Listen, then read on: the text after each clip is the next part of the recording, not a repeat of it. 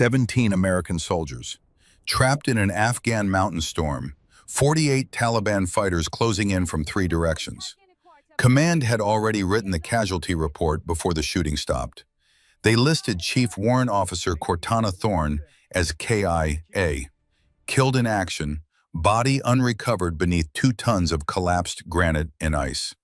That was their first mistake. The second mistake was thinking the storm would hide what happened next. The storm did not arrive suddenly. It crept in like a living thing, slow and deliberate, swallowing the Afghan mountains in layers of black cloud and icy wind. Rain turned to needles, slicing sideways through the darkness. The kind of storm that erased footprints, blurred blood trails, and buried secrets beneath thunder that rolled across the valley like the voice of an angry god, pronouncing judgment on the living and the dead alike. Inside the forward operating base, men who had survived Fallujah in Helmand Province and a dozen other hellholes spoke in whispers. They spoke like mourners at a funeral, heads bowed, voices hushed, as if speaking too loudly might make the loss more real. She's gone. No way anyone survives that. I saw the blast. The whole ridge came down. She was right there when it hit. The name passed from mouth to mouth like a prayer already answered too late. Chief Warrant Officer Cortana Thorne, call sign Valkyrie, the only female sniper ever cleared for SEAL team operations at this level of classification. 22 years of service, 47 confirmed kills across 4 continents. A woman most of the team still struggled to fully understand, even after 3 years of missions together. A woman who spoke softly but carried death in her hands with surgical precision. And now, according to the mountain and the storm, in the official casualty report being typed in real time by a clerk who had never met her, she was dead. Colonel Garrison Blackwood stood rigid near the operations tent, his helmet still strapped beneath his chin. Rainwater streaming down his weathered face, as if he hadn't noticed the storm at all.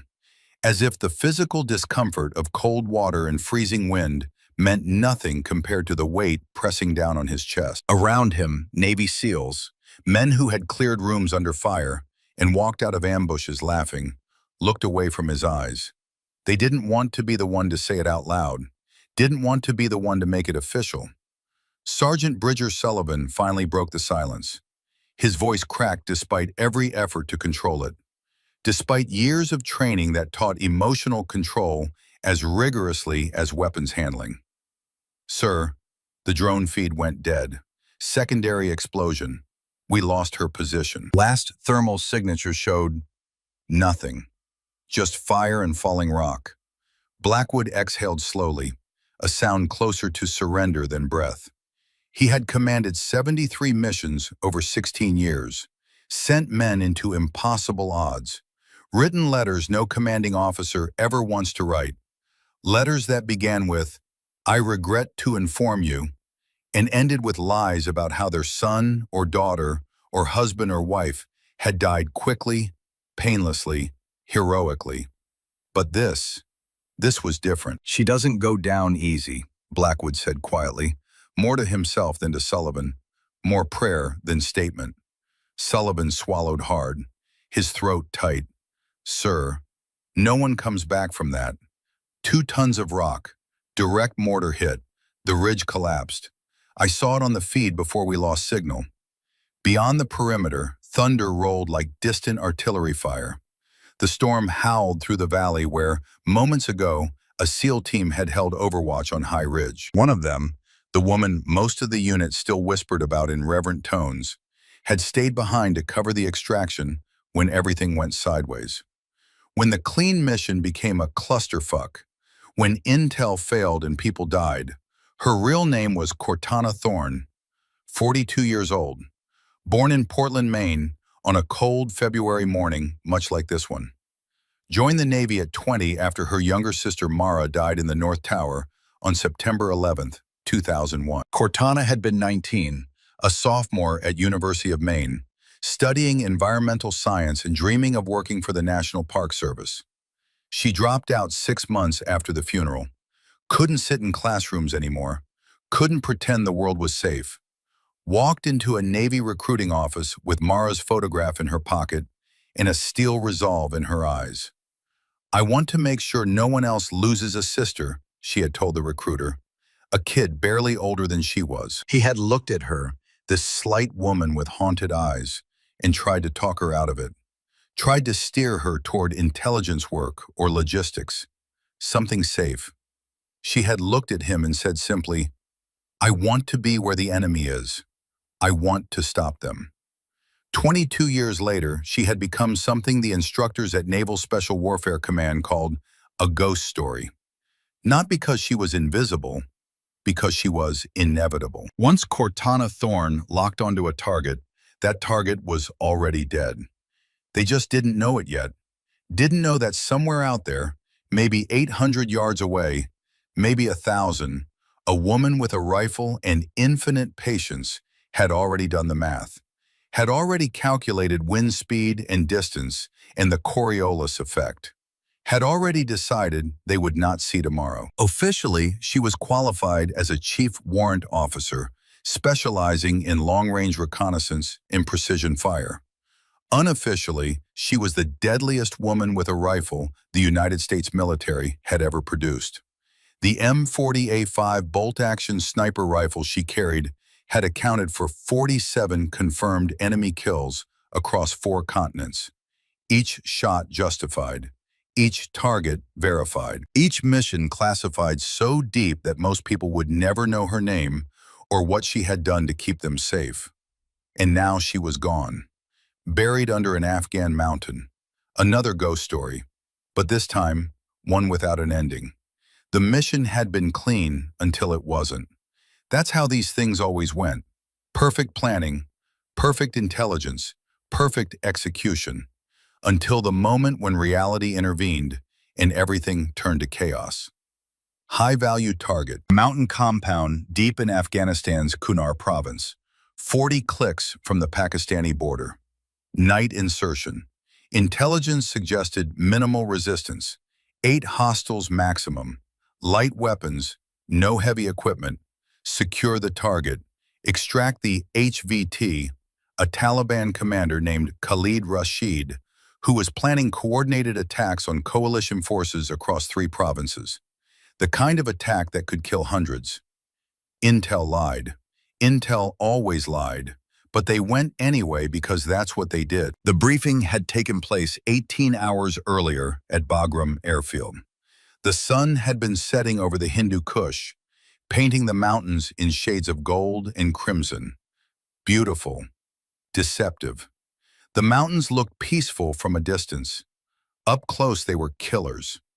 Garrison Blackwood had stood at the head of the tactical operations room, his 58 years evident in the gray threading through his short-cropped hair, but absent from his posture. He moved like a man 20 years younger, pointed at satellite imagery projected on the screen behind him, with the confidence of someone who had done this 100 times before. Target compound here, former Soviet outpost from the 80s, converted into Taliban stronghold. Stone buildings, thick walls, good defensive position. We have confirmation that Khalid Rashid is inside. He's coordinating attacks across 3 provinces. Intelligence says 8 fighters maximum, light weapons, AK-47s, maybe an RPG or 2. No heavy machine guns, no mortars. He paused. Let that sink in. Let the operators process the information and start planning their individual roles. Our mission is capture or kill. Priority 1, Rashid alive if possible. He has information we need. Communications, funding sources, the whole network. Priority 2, any intelligence materials in the compound. Computers, phones, documents, anything that helps us roll up his organization. We go in fast. We go in quiet. We're out before dawn breaks. Blackwood's eyes swept the room. 8 operators, the best he had. Men he trusted with his life. Men he had trained, fought beside, mourned with when brothers fell. His eyes settled on Cortana Thorne. She sat in the back of the room, as always, her M40A5 rifle resting across her lap like a sleeping child. She was not a large woman, 5'7", 140 pounds, lean muscle over a frame built for endurance, not intimidation. Short, dark hair tucked beneath a tactical cap. Hazel eyes that tracked movement with the intensity of a bird of prey spotting a mouse in tall grass. She didn't speak during briefings unless she had something critical to add. Most of the time, she didn't need to speak. Her presence was enough. The operators knew she would be watching over them. That knowledge gave them confidence, made them braver. Chief Thorne will establish overwatch on the eastern ridge, Blackwood continued. She'll have eyes on the entire compound, 360-degree view. Anything moves, she sees it first. Anyone tries to flank us, she deals with it. Sergeant Sullivan leads the entry team. 6 operators, full kit. We insert via helo 3 clicks out. Approach on foot. Silent. We breach at 0300 hours. Questions? Cortana raised a hand. Her movements were economical. No wasted motion. Sir, permission to ask a question? Blackwood nodded. Always. You know that. This intel, how recent, how reliable. 72 hours old. Verified through multiple local assets. Signal intercepts confirm Rashid's presence. We have voice recognition match. He's there. Cortana studied the satellite image on the screen. Her eyes narrowed slightly. That subtle shift that Blackwood had learned to recognize over 16 years. The shift that meant her instincts were screaming. That compound. The approach vectors are limited. High ground on 3 sides. Natural choke points. If they have more than 8 fighters, if they have heavy weapons we don't know about, we'll be channeled into a kill zone. We'll have nowhere to go. Blackwood's jaw tightened slightly. Noted. Counter Intel reviewed the assessment. Multiple independent sources. They're confident in the numbers. 8 fighters. Light arms.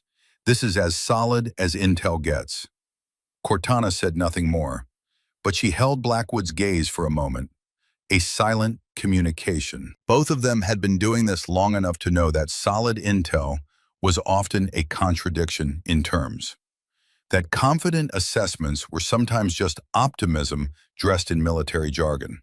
But orders were orders. Missions had to be executed. That's how the machine worked. She nodded once. Understood, sir. But inside, her instincts screamed.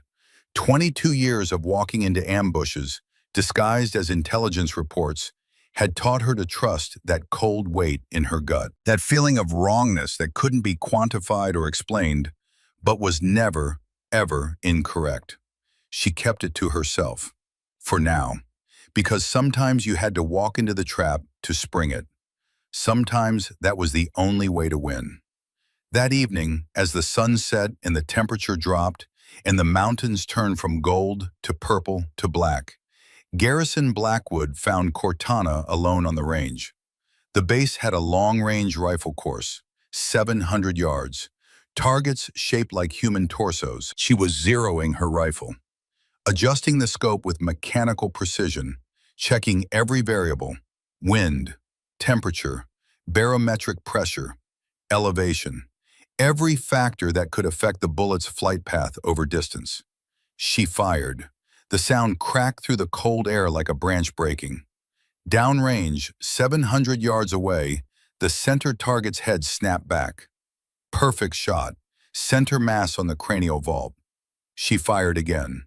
Another target, another perfect shot. She was shooting groups you could cover with a quarter. At 700 yards, in fading light, with a cold rifle. Blackwood approached slowly, stopped a respectful distance behind her, watched her work. There was something meditative about watching a master at work, something almost spiritual about that level of skill. You have concerns about tomorrow. It wasn't a question. He knew her too well, had worked with her too long, could read the subtle tension in her shoulders, the way she was taking just a fraction of a second longer between shots, working through something in her mind. Cortana lowered the rifle, turned to face him. Garrison Blackwood had been her commanding officer for 16 years. He had trained her when she first qualified for sniper school.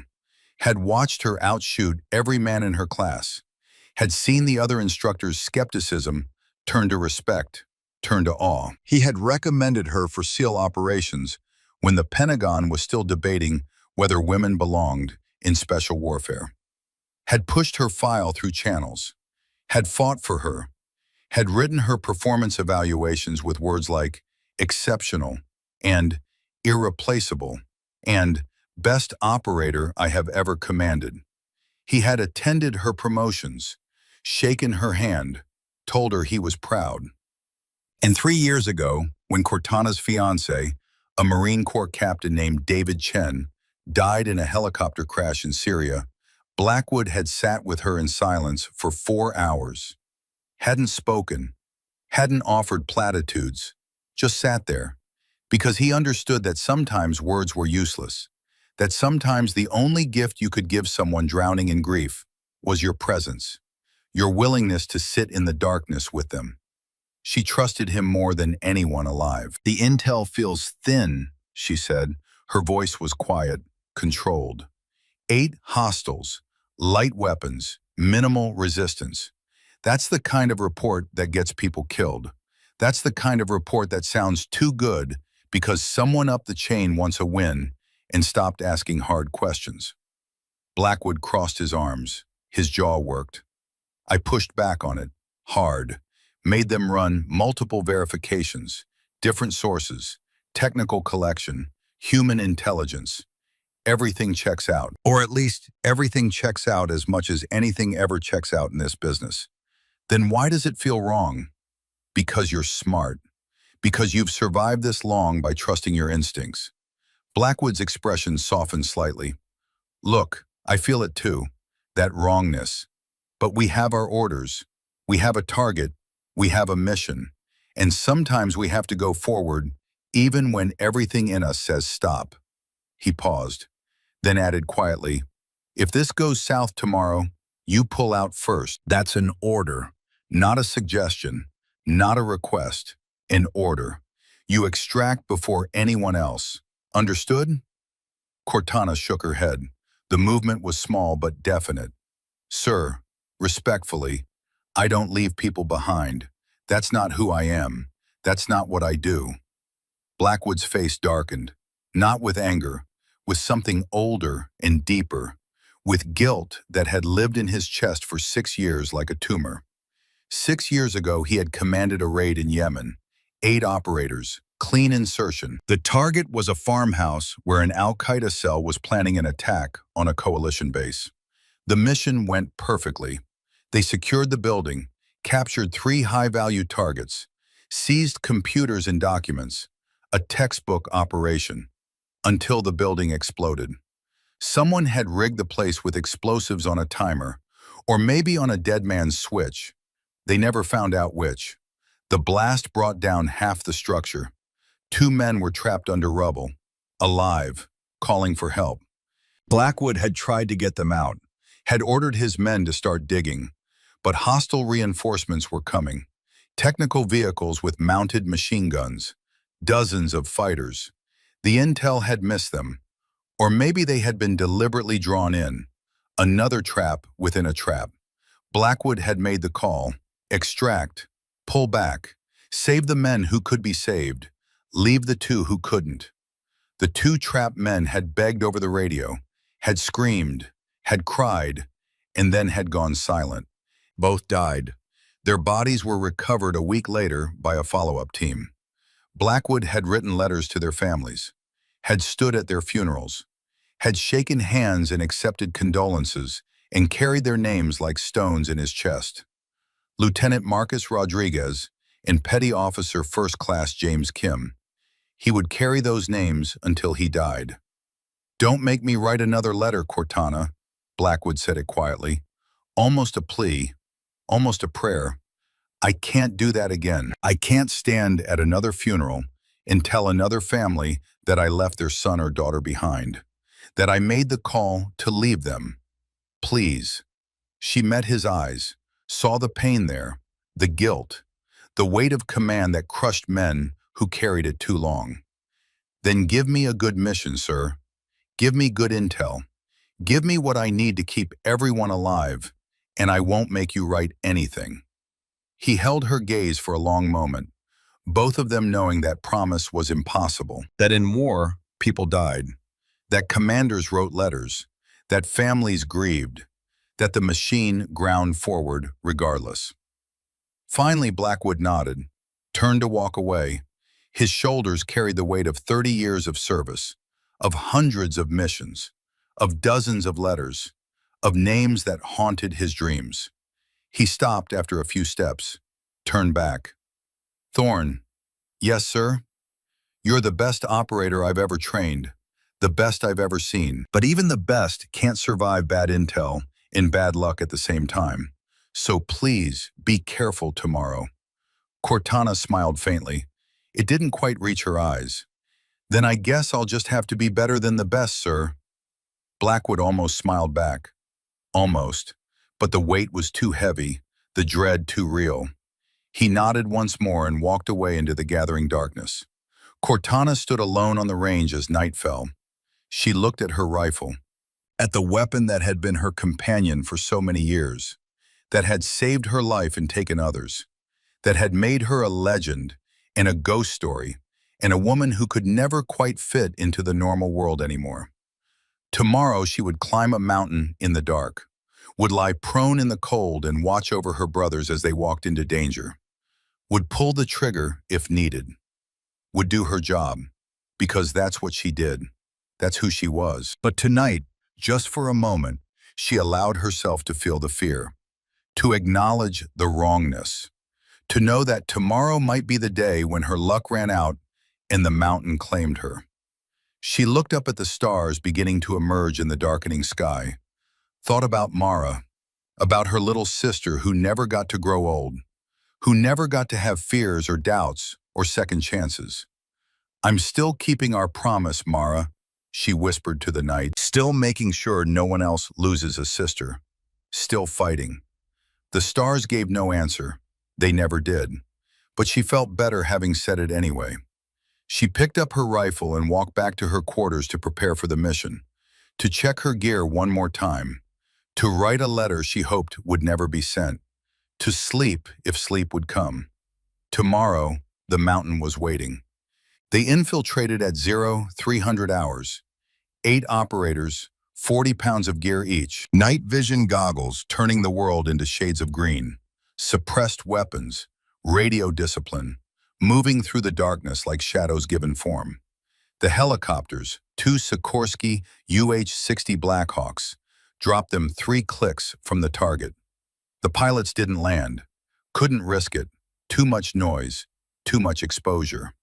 The operators fast roped down into a narrow valley, the rotor wash blasting dust and loose vegetation into their faces. Then the helicopters were gone, disappearing into the night, leaving nothing but fading engine noise and 8 men alone in enemy territory.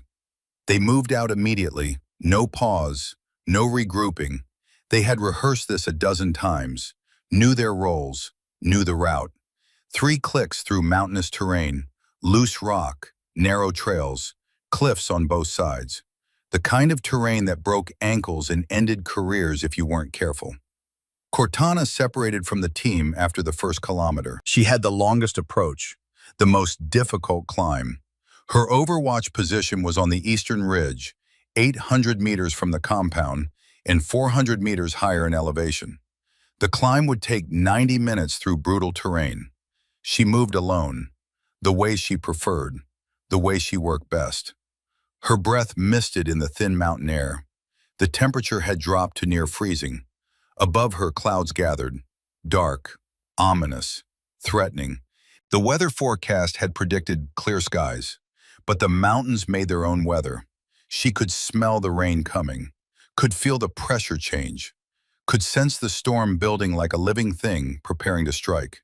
She climbed steadily, hand over hand, foothold to foothold, testing every grip, every step, moving with the careful precision of someone who understood that one mistake could mean death, that a loose rock or a missed handhold would send her tumbling down the mountain, that no one would hear her scream, that she would die alone in the darkness, and her body might never be found. But fear was not new to her. Fear was an old friend. She had learned long ago that courage wasn't the absence of fear. It was moving forward despite it. It was acknowledging the fear, accepting it, and doing what needed to be done anyway. By 0445 hours, she was in position, prone on the eastern ridge. Rifle bipod deployed on solid rock. Scope adjusted for wind, elevation, and the barometric pressure drop that signaled the approaching storm. Below her, the compound sat dark and silent. 3 structures, stone buildings with flat roofs. 2 vehicles parked in a courtyard. No visible movement, no lights. Nothing to suggest anyone was awake. Valkyrie in position, she whispered into her radio. Her voice was barely audible, just breath and consonants. "I have eyes on target. Beginning count. Stand by." She scanned methodically through her scope, left to right, top to bottom, every window, every doorway, every shadow. Thermal imaging showed heat signatures inside the buildings, bodies, people sleeping or pretending to sleep. She counted. Once, twice, a third time to be sure. Her heart rate increased, just slightly, just enough to tell her that something was very wrong. "Reaper, this is Valkyrie. I count 12 hostiles. Wait, 14. No, 16. Possibly more inside structures. This doesn't match intel. Repeat, count is double expected." Sullivan's voice crackled back. Urgent, concerned. "Intel said 8 max, are you sure?" "Affirmative. I have eyes on 16 distinct heat signatures. Multiple in each building. Possible heavy weapons. I see what might be a machine gun position on the north roof." Cortana's pulse quickened. Her instincts had been right. The mission was compromised. They were walking into something bigger than expected. "Reaper, recommend a board." "This is not what we were briefed. We are outnumbered 2-1, possibly more." Blackwood's voice came through after a pause. Calm, controlled, but she could hear the tension beneath it, the calculation, the weight of command. "Copy that, Valkyrie. We're already committed. Helos are gone. Extraction is 90 minutes out. We can't sit here. We'll adjust. We go loud if necessary. Execute on my mark. Stay sharp. Keep us alive." "Roger, sir." Sullivan and his team moved into position at the compound perimeter. Cortana tracked them through her scope. 6 men, moving like shadows. Her finger rested lightly on the trigger, ready, watching, protecting them with everything she had. The seconds ticked by.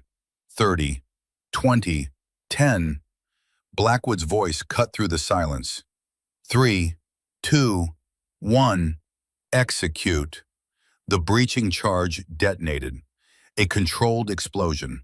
Precise, professional. The door blew inward in a shower of splinters and smoke. Sullivan's team poured through the opening, weapons up, moving fast, clearing corners, calling out threats. For 5 seconds it went perfectly. Then the world exploded into chaos. Gunfire erupted from positions that weren't supposed to exist. Hidden bunkers built into the compound walls. Pre-sighted kill zones where fields of fire overlapped. Machine gun nests on rooftops. Heavy weapons. PKM machine guns. DSHK heavy machine guns. Even an RPG team setting up. This wasn't 8 Taliban fighters with AK-47s. This was a platoon-strength force with heavy weapons and prepared defenses. This was an ambush. "Contact front," Sullivan's voice, strained, urgent, professionally controlled, but with an edge of panic. "RPG left, heavy machine gun right. We're in a kill zone. Fall back, fall back." Tracer rounds tore through the darkness like angry fireflies. Green and red streaks crisscrossing the courtyard. Stone walls exploded into dust and splinters. The careful professionalism of the SEAL team snapped instantly into controlled chaos. They moved, they fought, but they were pinned down. Caught in the open, taking fire from multiple directions. Cortana was already working before her conscious mind caught up, already prioritizing targets, already doing the math. Sniper Overwatch relocating, she said calmly over the radio. Her voice was soft, almost gentle, a stark contrast to the violence below. I see them, working. Her rifle spoke once. The sound was swallowed by the storm of gunfire below. A machine gunner in the northwest bunker dropped. Dead before his brain processed the bullet, his finger came off the trigger. The PKM machine gun went silent. She fired again. The recoil drove into her shoulder. Familiar, comfortable. Another gunner, southeast position. The muzzle flash died mid-burst. The man collapsed. His weapon clattered to the roof. She fired a third time. RPG team on the eastern roof. The shooter was raising the launcher, aiming at Sullivan's position. Cortana put a round through his chest. He fell backward. The RPG tumbled from his hands. The loader froze. Unsure what to do, she shot him too. 4 enemy positions went silent in less than 10 seconds. Sullivan's team didn't even realize where the suppressing fire had been coming from until it stopped. They just knew that suddenly they had room to breathe, room to move, room to fight back. But the enemy had prepared for this. They had known a sniper would be on Overwatch. They had planned for it. They had countered it. The mortar round hit 30 feet from Cortana's position. The explosion lifted the ridge like a giant's hand. Stone and fire tore into the sky in a column of destruction. The shockwave hit her like a physical wall. Her ears went instantly deaf. Complete silence. The world went white. Her vision disappeared in a flash of overwhelming brightness. The earth beneath her bucked and heaved like a living thing trying to throw her off. She rolled. Pure instinct. Training taking over when conscious thought was impossible. Her body moved before her mind caught up. Moved away from the impact point. Away from the center of the blast. The second mortar round hit where she had been. The explosion was massive, apocalyptic. The ground where she had lain prone vaporized. Stone turned to shrapnel. The air itself seemed to ignite. "Valkyrie, come in!" Static. Her radio was damaged. Crackling. Barely functional. She could hear voices, but they were distant. Distorted. Like listening underwater. The third mortar hit closer. The ridge beneath her feet shuddered. Cracked. She felt it giving way. Felt the mountain itself betraying her. "Extraction, now!" Blackwood's voice, sharp, commanding, cutting through the static and chaos. "We're losing the ridge! No visual on Valkyrie!" Sullivan shouted, his voice breaking. "She's—" The transmission cut off. Cortana's voice cut through the chaos. Faint but steady. Almost impossibly calm despite the violence. Despite the death reaching for her. "I'm holding position. Get them out." "Negative," Blackwood snapped, the iron control cracking. "Fall back with the team. That's an order." A pause. Thunder rolled.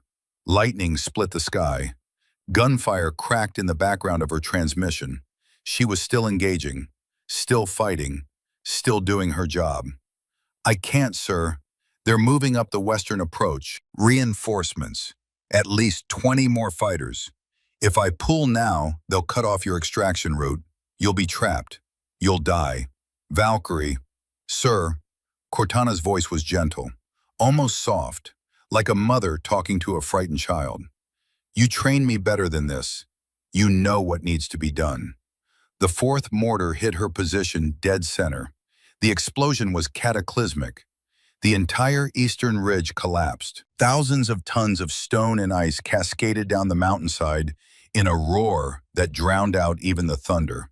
The sound was apocalyptic, the sound of the world ending. The drone feed showed fire and smoke and falling rock that seemed to go on forever. Then nothing. The camera lost signal. Static. More static filled the radio frequencies. White noise. The absence of voice. The absence of life. Blackwood stood frozen at the extraction point, his weapon forgotten in his hands. Staring, At the mountain. At the ridge that was no longer there. At the place where Cortana Thorne had made her final stand.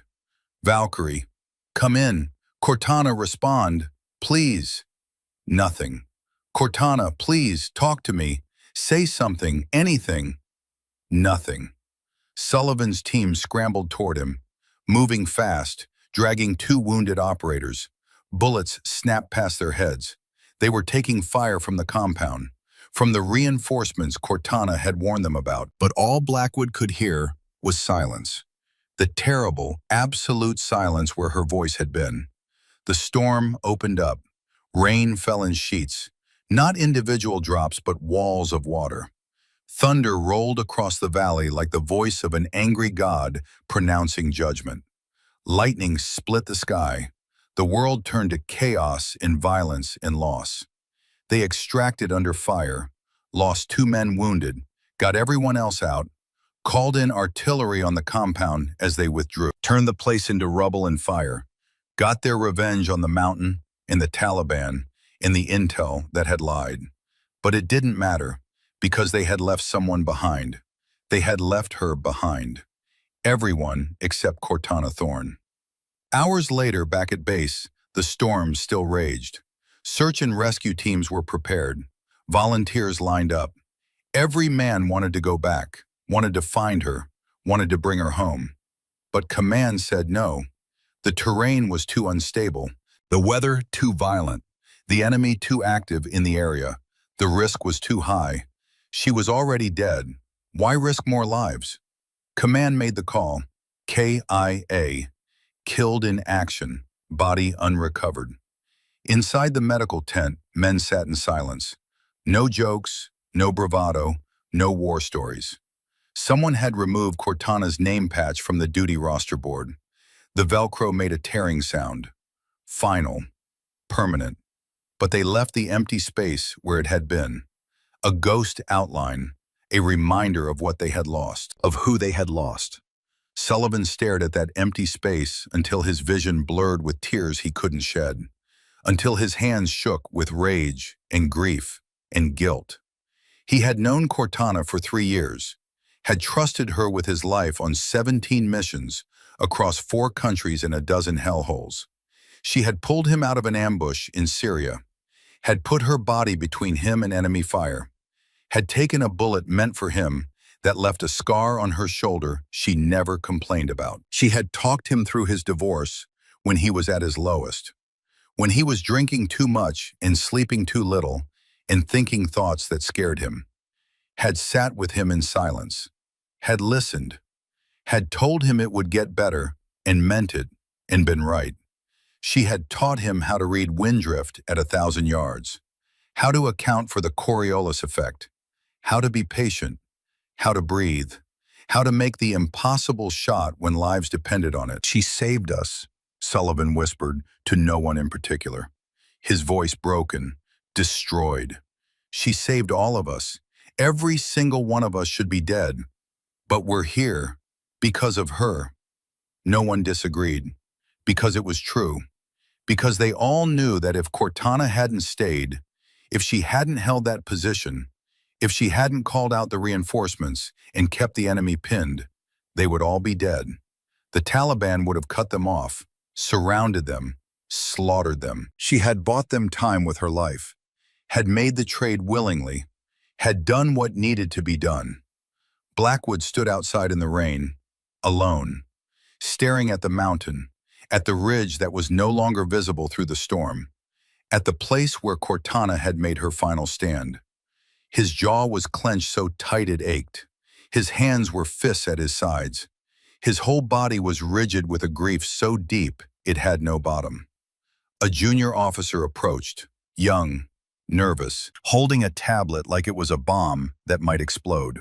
The KIA report, digital paperwork, bureaucracy even in death, awaiting Blackwood's signature.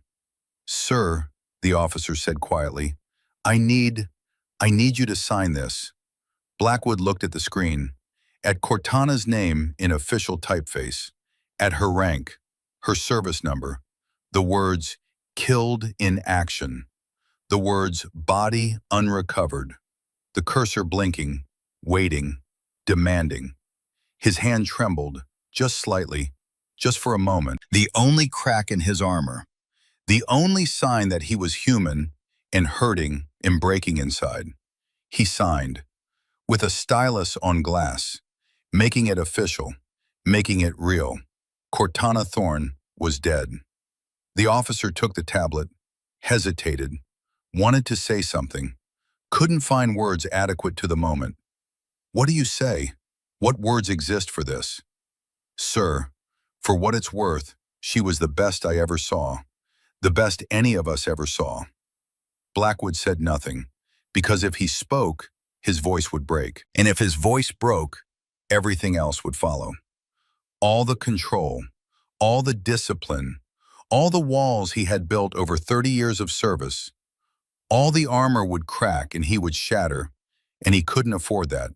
Not yet. Not while his men needed him.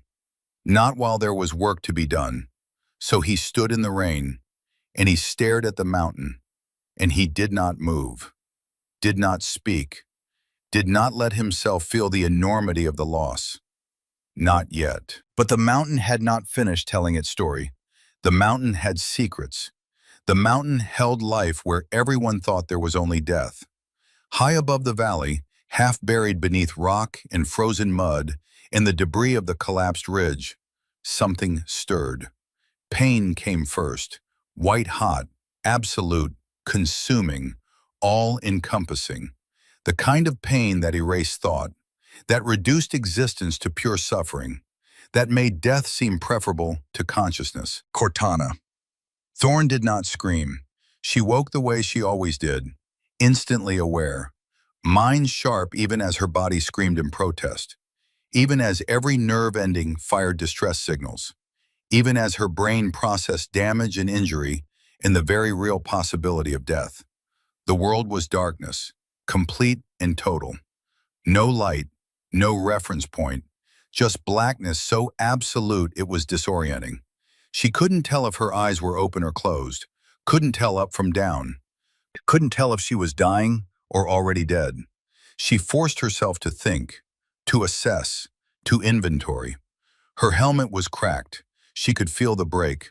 Cold air touching her scalp where it shouldn't be. The ballistic protection compromised. Blood matted in her hair. Her left arm wouldn't respond to commands. Broken. She could feel the wrongness, the unnatural angle. Compound fracture. Bone had broken through skin. Bad. Very bad. Blood filled her mouth. She spat, tasted copper and dirt and something else. Bile, maybe. Or internal bleeding. Hard to tell. She forced herself to breathe slowly, to think through the pain, to fight the panic that wanted to take over, to resist the animal urge to thrash and struggle and make things worse. Inventory, medical assessment, what works, what doesn't, what can be fixed, what can't. Legs. She concentrated, wiggled her toes inside her boots, felt them respond. Good. Legs worked. Both of them. No paralysis. No spinal injury. That was something. Right arm. She moved it experimentally. Pain flared. But it moved. It worked. Fingers responded. Grip strength present. She could use it. Left arm. Broken. Compound fracture by the feel of it. Useless. A liability. Had to be immobilized or it would cause more damage. More bleeding. Ribs. She took a careful breath. Pain exploded in her chest. Sharp. Stabbing. At least 3 broken. Maybe 4. Probably more. Every breath was agony, but she could breathe. Lungs worked. That was something. Vision. She blinked. Opened her eyes wide. Still darkness. But now she realized it was environmental. External. Not biological. Her eyes worked. The darkness was the problem, not her. Weapon. She needed to find her weapon. Her rifle. Her lifeline. Her tool for survival. She shifted her head slightly, carefully, testing. Pain exploded behind her eyes like a grenade going off inside her skull. Concussion, definitely, maybe severe, but she ignored it. Forced it down into a box in her mind labeled later. Deal with it later. Survive now. Her right hand moved, searching, scraping through dirt and rock and debris. Her fingers brushed something, metal, cold, familiar. Her rifle. She pulled it free inch by inch. Every movement cost her. Every pull sent fresh waves of agony through broken bones and torn tissue. But she got it, got the weapon free. Checked the magazine by feel, by weight. 3 rounds. That was all. 3 rounds in the weapon that had accounted for 47 confirmed kills across 4 continents. 3 rounds to get her out of this, to survive, to get home. Not enough, but it would have to be. She remembered the blast, the sensation of falling, not down but sideways, the ridge collapsing beneath her, being dragged by thousands of tons of moving earth, stone and fire and physics beyond human control. She remembered making a choice in that split second. Let go of the rifle and try to protect herself with both hands. Or hold on and hope. Hope the rifle would survive. Hope she would need it. She had held on, had refused to let go, had chosen to be armed and injured over safe and defenseless. That choice might have broken her arm, but it might also have saved her life. Now she had to dig herself out, had to escape this tomb before it became permanent, before the mountain claimed her forever. The storm howled above her. She could hear it now, muffled, distant. But there, thunder rolled, rain fell, the sounds of nature's violence. But those sounds were salvation. The storm would mask her movements, would hide her from thermal imaging, would make her invisible, if she could get free. Cortana started digging, inch by inch, using her right arm and both legs. Her left arm hung useless against her chest, cradled, protected. Every movement sent fresh waves of agony through her broken ribs. But she kept moving, kept digging, kept fighting.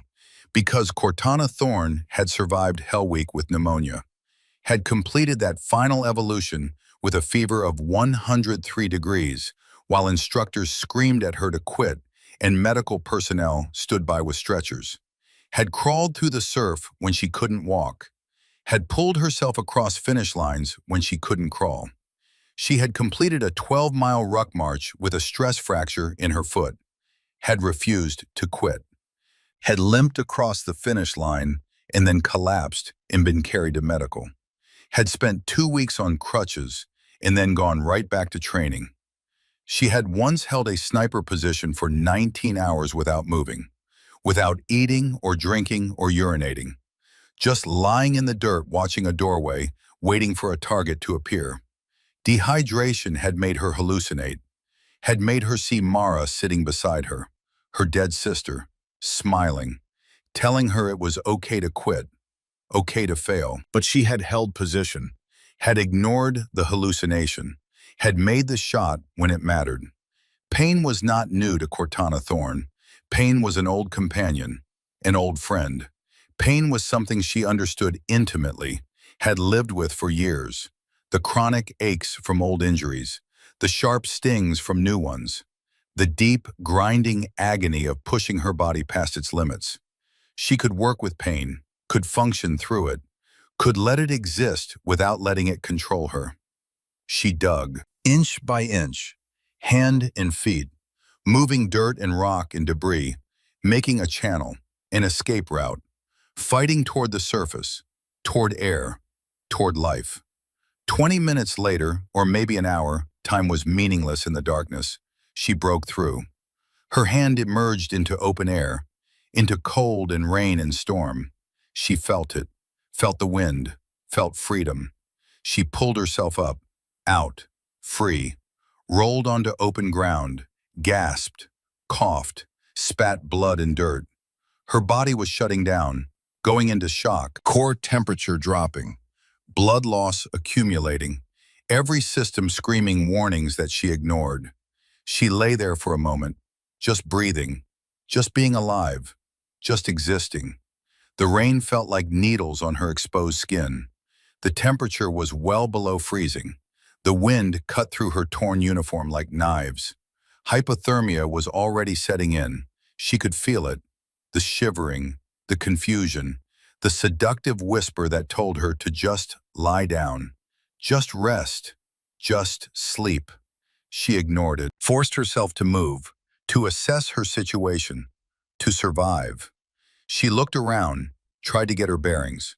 Lightning flashed. In that brief illumination, she saw where she was, on a narrow ledge, halfway down the mountain from her original position, surrounded by debris, alone.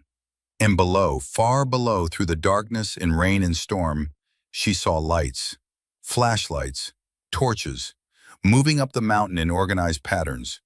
They were coming to confirm the kill, to find her body, to take photographs for propaganda, to collect intelligence, to claim victory. "They'll think I'm dead," she whispered to herself. Her voice was hoarse, damaged, barely recognizable. Good. Let them think that. She checked her ammunition. 3 rounds in the M40A5 rifle. Her sidearm, a Sig Sauer M18 pistol, was still holstered on her thigh. She drew it with shaking hands, checked the magazine. 11 rounds. Better. 14 rounds total, against at least 40 Taliban fighters, probably more. The math didn't work. The odds were impossible. Any rational person would surrender or hide or hope for rescue. But Cortana Thorne had never been particularly rational, and she had stopped hoping for rescue the moment the ridge collapsed. Rescue wasn't coming. She was alone. The only person who could save her was herself. She pulled herself to her feet, used a boulder for support. Her legs shook violently, trembled like a newborn calf trying to stand. Hypothermia and shock and blood loss, all conspiring to bring her down. But she stood anyway, because that's what she did. Because falling down was easy, standing up was hard, and hard was what made you human. Hard was what separated warriors from victims.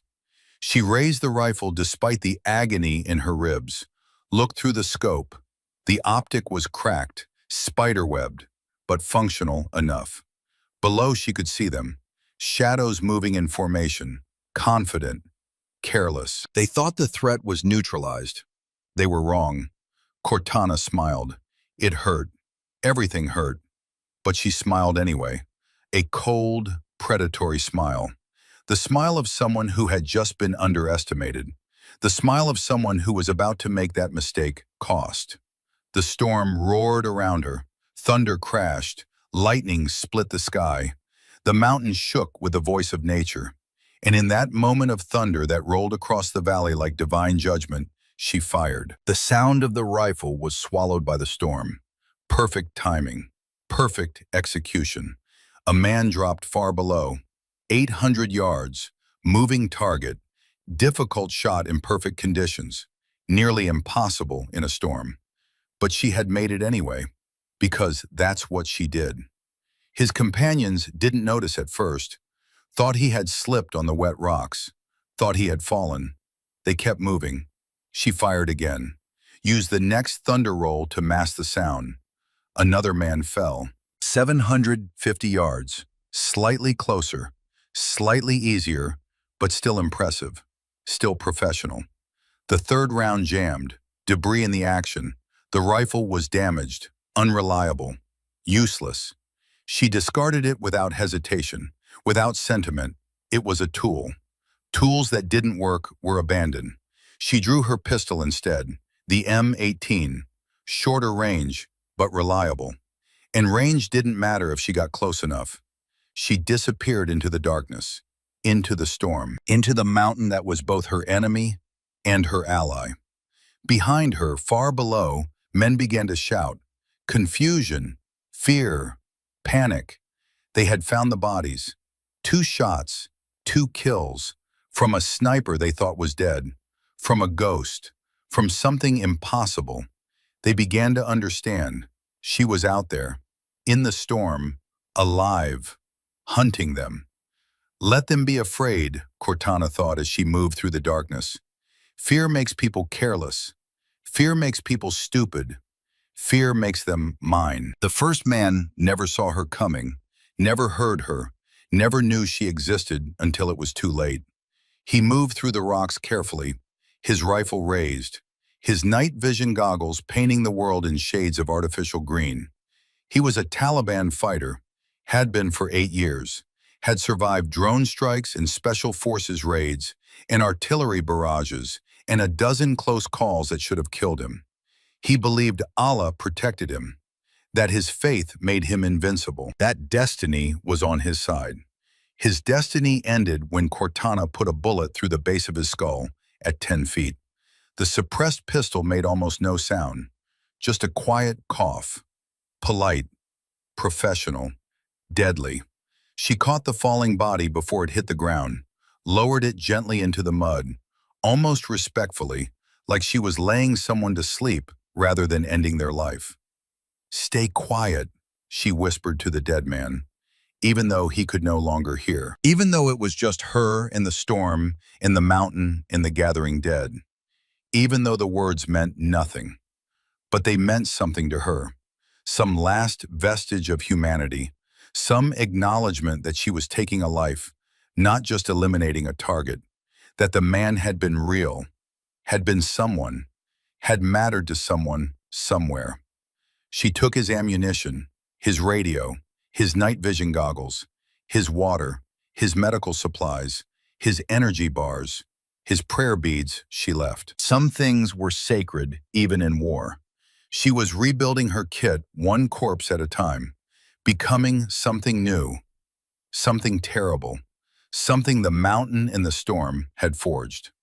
She pressed the radio earpiece into her ear. Voices crackled through. Pashto, Dari. She understood enough. Years of deployment, cultural training, language immersion. She wasn't fluent, but she understood the important parts, the words that mattered. "Alpha Team, report position." Cortana waited, listened to the pattern of speech, the accent, the cadence, the rhythm. Then she pressed transmit. Her training had included voice work, mimicry, impersonation, the ability to sound like someone else, to blend, to deceive. She dropped her voice, added the proper inflection, the regional accent, the speech patterns of someone from Kunar province. "Alpha clear, moving to checkpoint 2. Weather is bad. Visibility 0. Very difficult. Copy that. Stay sharp. The American sniper is still out there, still hunting. Understood. We are careful." Cortana moved through the storm like a wraith, like a djinn from old stories. The rain was her ally. It masked sound, erased tracks, turned thermal imaging into useless noise. The thunder covered gunshots. The lightning blinded night vision. The cold and wet and darkness made everyone miserable and careless and prone to mistakes. She was a hunter in her element, a predator in her territory. The mountain was trying to kill her, but she was making it work for her instead. She found a cluster of rocks overlooking a narrow path, a natural choke point. Below, 3 men moved in tactical formation, 10 meters apart, professional spacing, good discipline. They had been trained well. Someone had taught them proper infantry tactics, someone who knew what they were doing. Not well enough. Cortana waited until they were directly below her position, until they were committed to the path, until there was no escape, no cover, no options. She dropped a loose rock, deliberately, intentionally, let it tumble down. The 3 men turned toward the sound, raised their weapons, scanned the darkness, exactly as she knew they would, exactly as their training dictated, exactly as she had planned. Cortana was already firing. 3 shots, 3 targets, 8 yards, center mass. The suppressed M18 made a sound like a cough, quiet, polite, professional, deadly. All 3 men dropped before they could return fire, before they could shout, before they could warn anyone. Just dropped like puppets with cut strings. She descended quickly, checked the bodies, confirmed the kills, took more ammunition, another radio, a fragmentation grenade she clipped to her vest, an energy bar she stuffed into her pocket. She was starving, freezing, dying slowly from a dozen different causes. But she was still faster than they were, still smarter, still more dangerous. The radio crackled. Beta team, report. Silence. Beta team, come in. What is your status? Cortana pressed transmit, made her voice rougher. Injured, desperate, exactly what they would expect from someone in trouble. Beta engaged. Heavy contact, multiple casualties. We need immediate assistance. Request reinforcements. Grid November 7. Location confirmed. Reinforcements en route. Hold position. Help is coming. Cortana smiled grimly. Predatory, cold. They would send a small team. 2 men, maybe 3. Lightly armed, moving fast. Expecting wounded friendlies who needed help. They would be wrong. They would walk into another trap. She was turning their own tactics against them, making them afraid of their own shadows, making every call for help a potential ambush. She found a position 40 yards from the bodies, prone in the mud, pistol ready, rain hammering down on her back, thunder rolling overhead. She waited, patient, professional. She had waited 19 hours once for a shot. She could wait 19 minutes now. Pain radiated through her ribs with every breath. Her left arm throbbed with a deep, grinding agony that made her vision blur. Blood loss made her lightheaded, made the world swim and tilt. Hypothermia made her shake uncontrollably, made her teeth chatter, made her want to sleep more than anything in the world. But she forced herself to focus, to breathe, to be patient, to wait, because patience was the sniper's greatest weapon. More important than marksmanship, more important than equipment. Patience was what separated professionals from amateurs, survivors from casualties. 2 men appeared through the rain, moving fast, carrying medical gear in backpacks, first aid kits, stretchers. They were medics, or fighters trained in first aid, coming to help their wounded comrades. They reached the bodies, stopped. One knelt to check for a pulse, his hand on the first man's throat, his fingers searching for a heartbeat that wasn't there. Confusion crossed his face, visible even at 40 yards, visible even in the darkness. He looked at the second body, the third. Understanding began to dawn. This wasn't an ambush. This was an execution. Cortana fired twice. Both men dropped, killed before their brains processed the sound of the shots, killed before they could react, killed before they could warn anyone. She rose slowly, staggered to the bodies.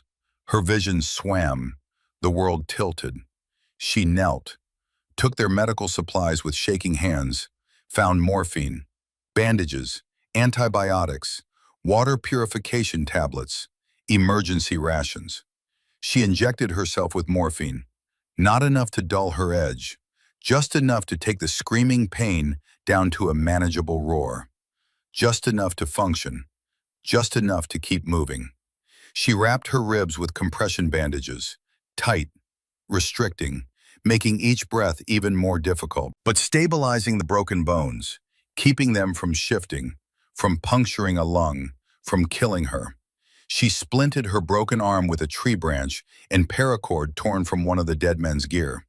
It wasn't perfect. It wouldn't heal properly without surgery. The bone would knit wrong. She would never have full function again, but it would hold.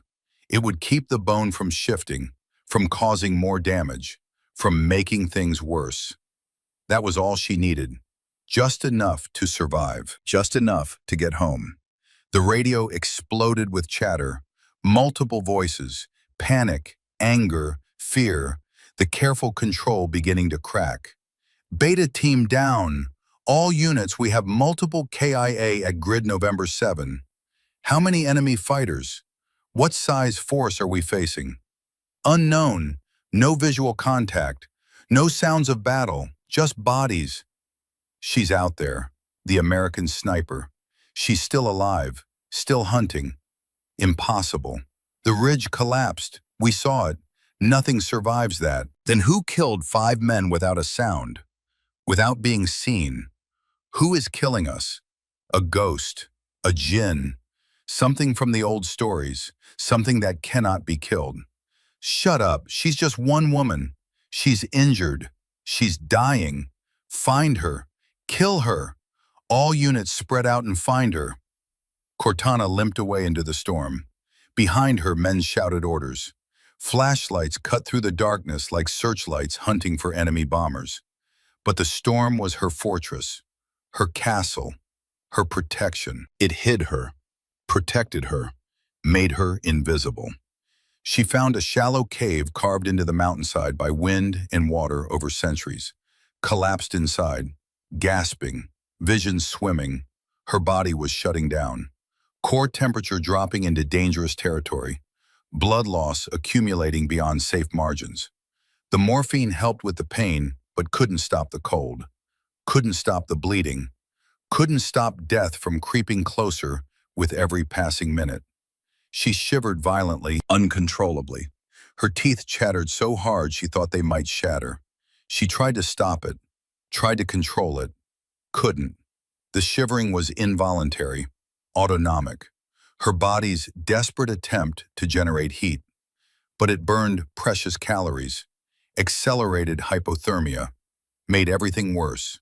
She had killed 8 men, maybe 9. She had lost count, lost track. They were blurring together, becoming one endless sequence of violence and death and survival. But there were still at least 30 more between her and safety, between her and home, between her and life. And she had maybe 90 minutes before hypothermia or blood loss or infection or just accumulated damage killed her. Before her body finally gave up, before the mountain claimed its due. She pulled out her radio, the damaged one from her own kit, turned it on with shaking fingers, adjusted the frequency to the SEAL team channel. Her hands shook so badly she nearly dropped it, nearly lost her lifeline. Static hissed through the earpiece. White noise, the absence of signal. Then voices, faint, distant, like listening to ghosts, like hearing the dead speak. All units continue search pattern. Valkyrie is KIA, but we recover our own. We bring her home. We don't leave people behind. Not ever. Blackwood's voice, steady, controlled, professional, but she could hear the grief beneath it, the guilt, the weight of command that crushed men who carried it too long, the burden of the living mourning the dead. Cortana's chest tightened, her eyes burned, not with tears, she was too dehydrated for tears, but with emotion, with feeling, with the realization that they thought she was dead, that they were mourning her, that they had moved on. She pressed transmit. Her voice came out as a rasp, hoarse, rough, barely recognizable even to herself. Reaper, you're terrible at eulogies. Silence. Complete, absolute, perfect silence. Then chaos. Beautiful, wonderful chaos. Valkyrie? Valkyrie, is that you? Confirm identity. Confirm you are alive. Cortana allowed herself a small smile despite the pain, despite the cold that was killing her, despite everything. Broken left arm, 3 fractured ribs, possible internal bleeding, severe hypothermia, multiple lacerations. But I'm keeping that promise, sir. No letters, not today.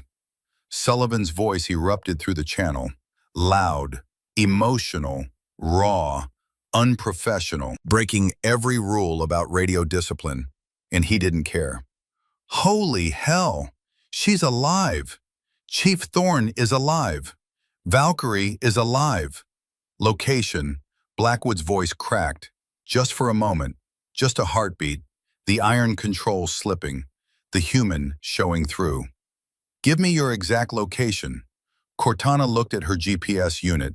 The screen was cracked, spiderwebbed, but functional. The battery nearly dead, but alive. Like her. She read off the coordinates, numbers that meant life, numbers that meant hope, numbers that meant home. Grid November 7. But I'm moving. They're actively hunting me. At least 30 hostiles between me and any friendly position. Maybe more. They're organized, they're angry, and they know I'm out here. Stay put, Blackwood ordered, his voice sharp, commanding. We're coming to you. Full extraction, air support, artillery, everything we have. Just stay alive. Just hold on. Negative, sir. Cortana coughed. Tasted blood. Too hot. You'll walk into the same trap we did. They're organized. They have heavy weapons. They have defensive positions. They knew we were coming. Someone told them. She paused, caught her breath. Every word cost her. Every transmission used energy she didn't have. And sir, this was a setup, specifically designed to draw you out. I've been monitoring their radio traffic. They keep mentioning someone called Cardinal, an insider, someone who gave them our plans. Someone on our side sold us out. Silence. Long. Terrible. The weight of betrayal. The impossibility of trust. Then Blackwood's voice. Quieter now. Dangerous. Cold. Say again. There's a mole, sir. Someone on our side. Someone who sold us out. They knew our insertion point, our approach route, my overwatch position. Everything. This whole mission was designed to kill us. To kill you specifically. They wanted you dead and they used us as bait. Another pause. Cortana could almost hear him thinking, calculating, understanding, connecting dots, seeing patterns. I'm coming to get you, Blackwood said finally, his voice absolute, unquestionable. You'll walk into an ambush, Cortana replied. I'm coming to you. It's the only way. I'm already behind enemy lines, already invisible, already a ghost. Let me be a ghost all the way home. You're injured. You can barely walk. You can barely function. I've walked through worse, sir. A memory flashed through her mind. Hell Week, Day 5. Cortana had developed pneumonia, fever of 103 degrees, lungs filling with fluid. The instructors told her to quit. Medical said she needed hospitalization, said she could die, said the risk was too high.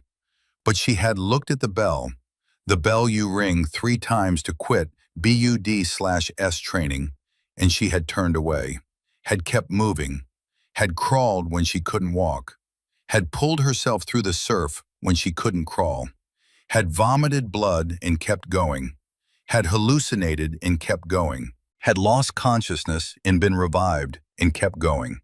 She had finished Hell Week with pneumonia, had collapsed immediately after, had spent 4 days in the hospital with tubes in her chest, draining fluid from her lungs, had nearly died, but she had finished.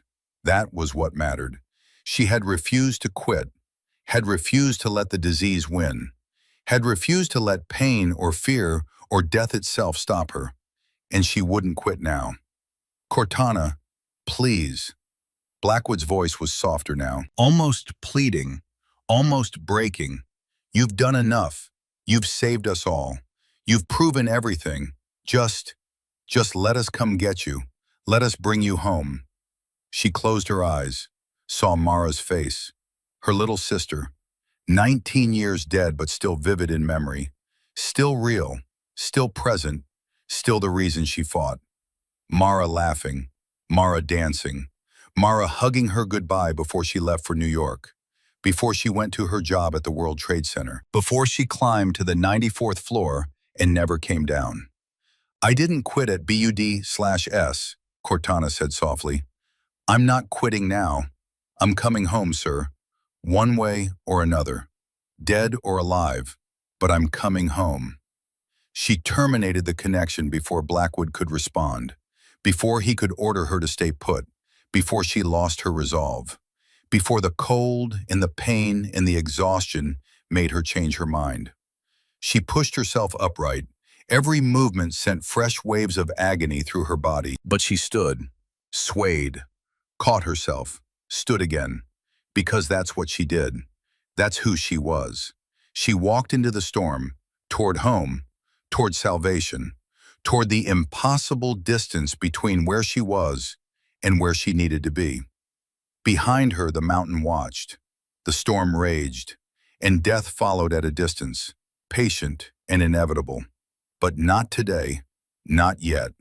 She walked. Back at base, the command tent exploded with controlled chaos. Maps spread across tables, radio operators working frequencies, officers shouting coordinates. The machine of military bureaucracy transformed into a rescue operation in minutes. "Sir, confirmed hostile casualties, multiple."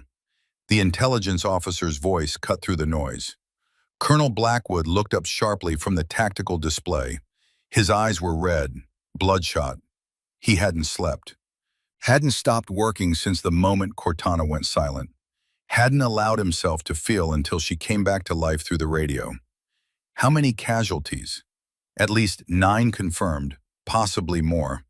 Pattern analysis suggests single operator, precision strikes, conservative ammunition usage, professional execution. "Sir, this is all Chief Thorne. She's doing this alone. Injured, in a storm. She's hunting them." Bridger Sullivan leaned forward over the map. His hands were shaking, had been shaking since he heard her voice. Since impossible became possible. Since dead became alive. That's her. That's exactly how she works. Economy of force. Nothing wasted. Every shot counts. Every kill has purpose. She's not just surviving, she's fighting. She's coming home, fighting. Blackwood said nothing for a long moment. His eyes were locked on the map, on the grid coordinates where the kills had occurred. A pattern, a route, a path drawn in blood and bodies. She was moving southeast, toward the extraction point, toward friendly territory, toward home. She was walking out of hell, one dead enemy at a time. "Prep a recovery team," he ordered quietly, but his quiet was more dangerous than shouting. "Full kit, maximum firepower, best operators we have. We're going back in." A junior officer spoke up, his voice hesitant, uncertain. "Sir, command declared her KIA. The mission is officially over. Her status is complicated. We're not authorized to." Blackwood turned slowly, his movement deliberate, controlled. His voice dropped to something cold and dangerous, something that made the temperature in the tent seem to drop 10 degrees. "Command isn't standing on this ground. I am. And I'm telling you to prep a recovery team. Are we absolutely, perfectly, completely clear, Lieutenant?" The officer swallowed hard, his Adam's apple bobbing. "Yes, sir. Crystal clear, sir. Prepping recovery team, now." Sullivan grabbed his gear, started checking magazines, counting ammunition, preparing for war. "Sir, I'm going. And before you say anything, don't bother. I'm going. End of discussion." Blackwood nodded. "Take 5. Best operators we have. Light and fast. Stealth insertion. No contact unless absolutely necessary. Your mission is recovery, not combat. You find her. You bring her home. Nothing else matters. Clear?" "Clear, sir." Sullivan moved toward the armory, stopped, turned back. Something he had to say. Something he had to voice. "Sir, she's still fighting. After everything she's been through, the ridge collapsing, the injuries, the storm, the hypothermia, she's still fighting, still moving, still refusing to quit." Blackwood met his eyes. "She always is, Sergeant. That's who she is. That's what makes her special. That's why we can't lose her." Cortana moved through the storm like something between human and ghost. The rain had intensified to biblical proportions. Visibility was down to maybe 10 feet. The temperature had dropped further. She was leaving a blood trail in the mud. Couldn't help it. Couldn't stop it. just had to move faster than they could track, had to stay ahead of the pursuit. She reached a narrow canyon carved by ancient water through ancient stone, steep walls on both sides. One way through, a natural choke point, a tactical nightmare. Every instinct screamed at her to avoid it. Choke points were kill zones, ambush sites, places where the advantage went to whoever controlled the high ground, places where one person could be murdered by many. But it was also the fastest route, the most direct path. And speed was life now. Every minute she spent in the open was another minute for hypothermia to kill her, another minute for infection to spread through her blood, another minute for blood loss to push her past the point of no return. She studied the canyon through her damaged night vision goggles, saw the telltale signs immediately. Because she was the best. Because she had spent 22 years learning to see what others missed. Tripwires, almost invisible. Thin fishing lines stretched across the path at ankle height. Shaped charges, buried in the walls. Claymore mines, positioned to turn the canyon into a kill zone, to shred anyone who walked through. An ambush, professional, well-planned, carefully executed. They had known she would come this way, had prepared for it, had set the trap.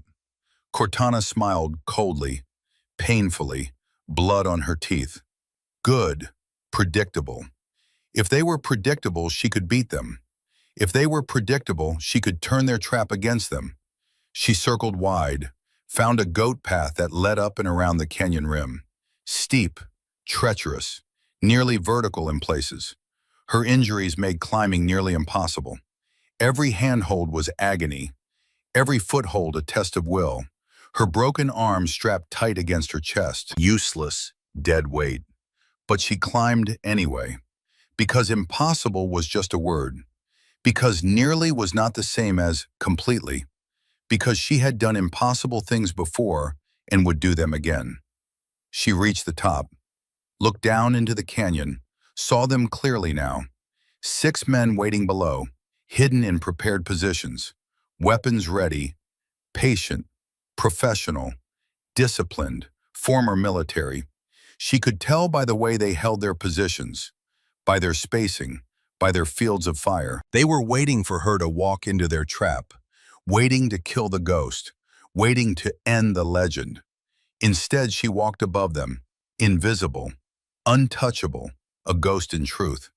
She found a loose boulder, car-sized, maybe bigger, perched precariously on the canyon rim, held in place by nothing more than friction and time and chance. She positioned herself behind it, used her good leg to push, used gravity as a weapon, used the mountain itself as a tool. The boulder shifted, moved, tipped. Gravity took over. It tumbled down into the canyon, gathering speed, growing from dangerous to deadly to apocalyptic, crashing through brush, smashing through trees, roaring like a living thing. The men below looked up, saw death falling toward them. Too late, far too late. The boulder hit like the hand of God, exploded into fragments, triggered the claymores they had planted for her. The canyon erupted in fire and shrapnel and death. The ambush turned against itself. The trap sprung on its creators. Cortana didn't wait to see the results. Didn't need to. The screams told her everything. The silence that followed told her more. She moved on, kept walking, kept moving southeast, toward home. The radio in her ear crackled, panicked voices, fear replacing confidence. Canyon ambush compromised, multiple casualties. She's above us. She's moving on the high ground. How is she doing this? Find her. All units converge. She can't be far. She's injured. She's dying. She has to be dying. How is she still moving? What is she? She's American Special Forces. They don't quit. They don't stop. They die fighting, or they don't die at all. Cortana allowed herself a grim smile, a cold acknowledgement. They were learning. Too late, but they were learning, understanding what they faced, understanding that reports of her death had been greatly exaggerated. She found another position, Rocky outcrop overlooking a trail. Below, men moved in groups, searching, hunting. She counted 20, maybe more. Too many to fight directly. Too many to take in open combat. So she didn't fight directly. She disappeared. Used the storm, used the terrain, used every trick she had learned in 22 years of training and combat and survival. She was a ghost, a legend, a nightmare moving through the storm, something ancient and terrible that the mountain had birthed. And one by one, when they separated, when they made mistakes, when they got careless or unlucky or just plain wrong, she killed them. Not all of them. She didn't have enough ammunition for that, didn't have enough strength, didn't have enough time before her body failed completely. But enough. Enough to keep them confused, afraid, looking over their shoulders, jumping at shadows, seeing threats where none existed and missing threats where they did. Enough to make them understand they were not the hunters. They were the hunted.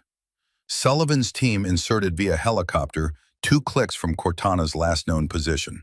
6 operators, the absolute best. Men who had proven themselves in 100 firefights across a dozen countries. Men who volunteered, who demanded to be included, who would not be left behind. They moved fast through the storm, found the first body within 10 minutes, Taliban fighter. Single gunshot wound to the base of the skull. Execution style. Professional. Clean. Sullivan knelt, checked the body. Recent, maybe 20 minutes old. Still warm despite the rain. "She's close," he said into his radio. His voice tight, controlled. "And she's still working, still fighting, still surviving." They found the second body 50 meters later. Then a third. Then the canyon was 6 more. The ambush site Cortana had turned against its creators. The boulder still sitting in the middle of the canyon. Bodies crushed beneath it. Bodies shredded by their own explosives. One of the operators whistled softly. Jesus Christ, she did all this alone? Injured? Dying? Sullivan said nothing, just kept moving, following the trail, following the breadcrumbs of violence and death that led toward his friend, toward the woman who had saved his life, who he would walk through fire to save in return, toward Valkyrie. Cortana heard them before she saw them. Footsteps, multiple people, moving tactically, professional, disciplined. She raised her pistol with shaking hands. Her last magazine, 7 rounds remaining. Her hand trembled. She couldn't hold the weapon steady. Could be a trap. Could be Taliban in stolen American gear. Could be death wearing a friendly face. The figures emerged through the rain. Tactical gear, American uniforms. But that meant nothing. Everything could be faked. She kept her weapon up, finger on the trigger, ready to shoot, ready to kill, ready to go down fighting if this was the end. Then one of them spoke, a voice she knew, a voice she trusted. "Thorne, it's Sullivan, it's Mac. We've got you. You're safe, you're going home." She lowered her pistol, her arm dropped. She couldn't hold it up anymore, couldn't hold anything anymore. Her body had nothing left, nothing except will, nothing except the absolute refusal to quit. "Mac," she whispered. Her voice was barely audible, just breath, just sound. "About damn time." "Yeah, well," Sullivan grinned, despite the situation, despite the rain and blood and death. Traffic was hell. Had to stop for coffee, you know how it is. Cortana tried to smile. Couldn't quite manage it. Her face didn't work right anymore. Sullivan knelt beside her. His grin faded as he assessed her injuries with practiced eyes, as he saw how bad it really was, how close to death she really was. "Jesus, Cortana, you look like hell warmed over." "Feel worse," she managed, "much worse." Sullivan keyed his radio. "Reaper, I have Valkyrie. She's alive. Critical condition but conscious. Extracting now." "But sir, she needs immediate medical. We're talking minutes, not hours." Blackwood's voice came through, tight, emotional, controlled but barely. "Roger that. Medevac is inbound. ETA 10 minutes. Get her to the LZ. Copy that, moving now. Sullivan looked at Cortana. Can you walk? She tried, pushed herself up. Her legs gave out immediately. Collapsed. No strength, no function, nothing left. Not really, she admitted. Haven't been able to for the last click. Maybe more. Lost track. Then we carry you, Sullivan gestured to his team. Two operators moved forward immediately. Behind them, gunfire erupted. The Taliban had found them. The hunt continued. Contact rear. One of Sullivan's operators opened fire. Controlled bursts. Professional. Buying time. Go, Sullivan shouted. Move! Get her out of here! They lifted Cortana between them. Started running. Bullets snapped past. Close. Too close. One of the operators grunted. Hit somewhere. Shoulder maybe. Kept moving anyway. Training. Discipline. Brotherhood. Never leave anyone behind. Not ever. Not for anything. Cortana tried to help. Tried to move her legs. Tried to contribute. But her body had nothing. She was cargo now. Dead weight. The thing she had always feared becoming. The burden. I'm sorry, she whispered. I'm slowing you down. Leave me. Save yourselves. Shut up, Sullivan said firmly, fiercely. You never left us. We're not leaving you. That's not how this works. That's not who we are. They ran through the storm, through the mountain, through the darkness, carrying their sister, their friend, their legend, firing behind them when necessary, dragging a wounded operator when he fell, moving as a unit, as a team, as a family. Cortana faded in and out of consciousness, saw flashes, trees, rocks, sky, Sullivan's face, heard gunfire, explosions, voices shouting coordinates and ammunition counts, and medical updates and prayers. Then she heard something else, something beautiful, something from heaven, the deep, heavy thrum of rotor blades cutting through the storm, getting closer, getting louder, getting real. Her eyes opened, through the rain, through the darkness, through the pain and blood and exhaustion. She saw it descending through the clouds. A CH-47 Chinook helicopter. Twin rotors, armored hull, the most beautiful thing she had ever seen in her entire life. More beautiful than sunrises or artwork or any sight that had ever existed. Because it meant home. It meant safety. It meant life. The Chinook touched down. The ramp dropped. The crew chief waved them forward with urgent gestures. Hurry, move, now! They piled in, Sullivan and Cortana last. Bullets pinged off the armored hull, sparks, ricochets, but they were airborne, lifting off, rising above the storm, above the mountain, above death. The ramp closed. The world changed.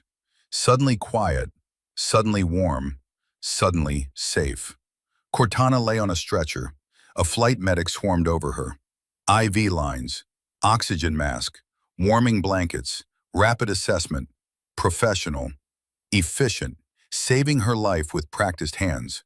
Sullivan sat beside her, held her hand, his own hands shaking, his face streaked with rain and tears he didn't bother hiding. You did it, he said quietly, his voice breaking. You survived.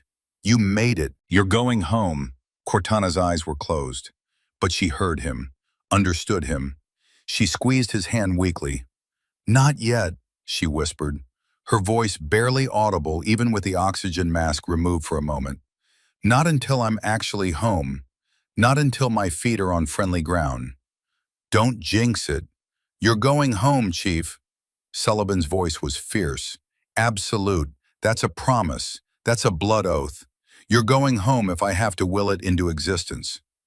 The helicopter raced through the storm, away from the mountains, away from the Taliban, away from death and darkness, in the place where she had nearly died, where she should have died, where everyone thought she had died. But Cortana Thorne refused to die, refused to quit, refused to let the mountain win, refused to become just another name on a memorial wall, just another casualty, just another KIA report. She had walked out of hell on broken legs, had fought her way out of the grave, had become something more than human, something the storm in the mountain had forged into legend. The helicopter's rotors beat a steady rhythm against the thinning storm. They were descending, getting lower, getting closer to base, to safety, to life. Inside the cabin, Cortana lay strapped to a stretcher, her face pale beneath layers of blood and dirt and exhaustion that went beyond physical into something spiritual. A Navy corpsman worked with focused intensity, 2 IV lines running, blood pressure cuff inflating and deflating. Oxygen saturation monitor clipped to her finger. "She's stable," the corpsman announced, looking up at Sullivan, at the other operators, at men who looked at Cortana like she was holy, like she was something miraculous. "Vitals are improving. Core temp is coming up. She's going to make it." Sullivan sat beside her, his hand gripping hers. Hadn't let go, wouldn't let go. His uniform soaked through with rain and blood and mud, some of it his, most of it hers, some of it from men who would never go home. The crew chief leaned over, shouted above the engine noise even though it wasn't necessary anymore. Quieter now, but habits die hard. 5 minutes to base. Sullivan nodded, looked down at Cortana. Her eyes were closed, her breathing steady, strong. The monitors showed a heartbeat that refused to quit, that had beaten through a collapsed mountain and a storm and injuries that should have killed her 3 times over. Forward operating base appeared through the clearing weather. The storm was breaking. Dawn was coming. A new day, a day she would see, a day she had earned. The Chinook descended toward the landing pad. Medical personnel were waiting, a full trauma team, doctors, nurses, equipment, everything they had, everything she needed. The helicopter touched down, the ramp opened. Cold morning air rushed in, but it was different now. This cold was freedom. This cold was home. Sullivan helped guide Cortana's stretcher out. Colonel Garrison Blackwood was there, standing in the dawn light. He said nothing as they rushed her toward the medical facility, just walked beside her stretcher, his hand briefly touching her shoulder, a gesture that said everything words couldn't. "You came back. You survived. You kept your promise." Inside the medical facility, trauma doctors swarmed. Years of training and experience focused on one patient, on saving one life that had refused to end. Fractured radius and ulna, left arm, compound fracture, needs immediate surgery. 3 broken ribs, possible 4th. No pneumothorax, lungs are clear. Core temperature 93 degrees, moderate hypothermia, warming blankets, warm IV fluids, blood pressure stabilizing, 110/70, getting better. Possible internal bleeding. "Get me an ultrasound now. I need to see what's happening inside." Multiple lacerations, possible infection. Start broad-spectrum antibiotics. Concussion, possible severe. CT scan as soon as we stabilize her. The doctors worked with controlled urgency, controlled chaos that was really precision masquerading as panic. They knew what they were doing, had done this 1,000 times, had saved lives when death seemed certain. Blackwood stood outside the treatment room, watching through the window, his fists clenched at his sides, his jaw tight. Sullivan approached quietly, stood beside him, both men silent, both men watching, both men praying in their own ways. "Sir," Sullivan said quietly, "we need to talk. About Cardinal, about the mole." Blackwood didn't turn, his eyes locked on Cortana, on the doctors working to save her. Later. "Sir, this can't wait. They knew everything. They knew we were coming. They knew exactly where she would be. This was planned. This was deliberate. Someone sold us out." Blackwood's jaw tightened visibly, muscles bunching. "I'm aware, Sergeant. Then you know someone on our side tried to kill her. tried to kill all of us, and they're still out there, still operational, still dangerous. I said I'm aware.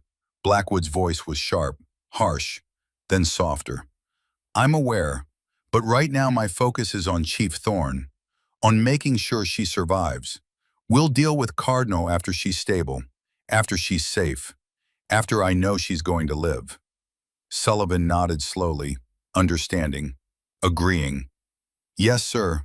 Blackwood finally turned, looked at Sullivan directly, met his eyes. You got her out. You brought her home. Thank you.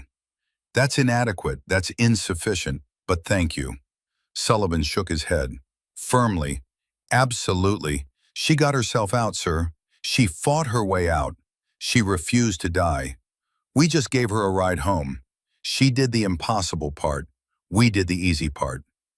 Inside the treatment room, a doctor stepped back from Cortana's bedside, pulled down his surgical mask, looked toward the window where Blackwood and Sullivan stood watching. He gave a thumbs up, a simple gesture, universal. She's stable. She's going to make it. Blackwood exhaled, a long, slow breath he hadn't realized he was holding.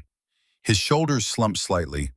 Just for a moment, the weight lifting, the burden easing. But even as relief washed over him like a wave, another thought crystallized in his mind. Cold, hard, sharp as a blade. Someone had tried to kill her, had tried to kill his entire team, had sold them out, had betrayed them, and that someone was still out there, still breathing, still walking free. Not for long.